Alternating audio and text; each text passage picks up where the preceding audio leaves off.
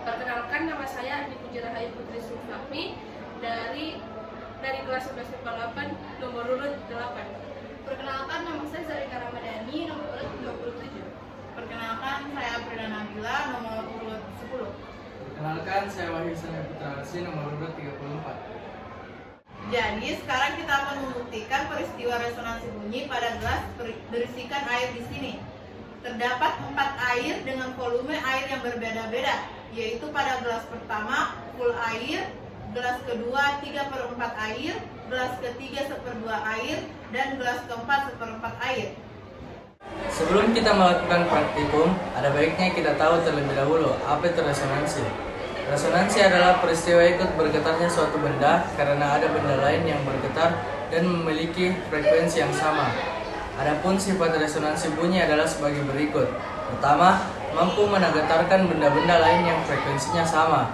Kedua, mampu mengamplifikasi frekuensi bunyi sehingga terdengar lebih nyaring. Tiga, bisa merambat melalui zat, padat maupun udara. Nah, salah satu contoh resonansi bunyi adalah resonansi bunyi yang dihasilkan gelas berisi air yang sebentar lagi akan dipresentasikan kelompok kami.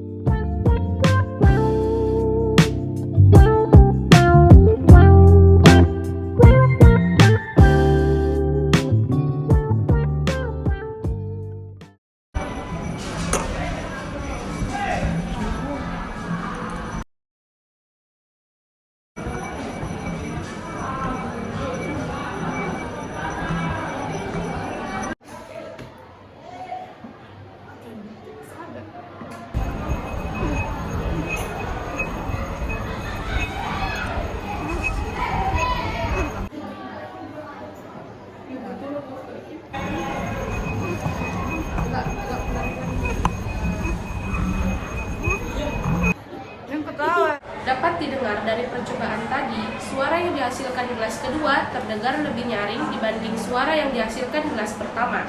Hal itu dikarenakan karena kolom udara pada gelas kedua lebih besar dibanding kolom udara pada gelas pertama.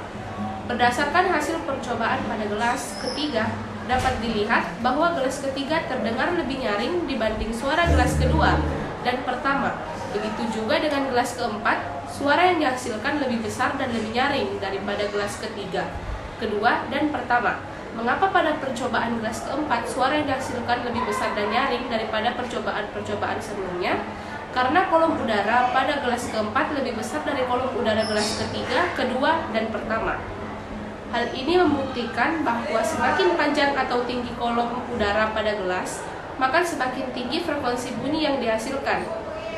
Dari percobaan tersebut, kita dapat menyimpulkan bahwa resonansi bunyi merupakan ikutnya sumber bunyi yang diakibatkan oleh sumber bunyi yang lainnya, yang dimana kalau udara yang mempengaruhi besar kecilnya frekuensi, yang dimana semakin besar kolom udara tersebut, maka semakin besar juga frekuensi tersebut, dan semakin kecil kolom udara tersebut, maka semakin kecil frekuensi tersebut, yang menghasilkan bahwa kolom udara semakin boros dengan frekuensi dengan volume air berbanding terbalik dengan frekuensi tersebut.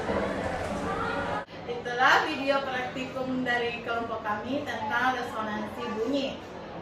Mudah-mudahan teman-teman sekalian bisa lebih memahami tentang materi resonansi bunyi. Terima kasih. Wassalamualaikum warahmatullahi wabarakatuh.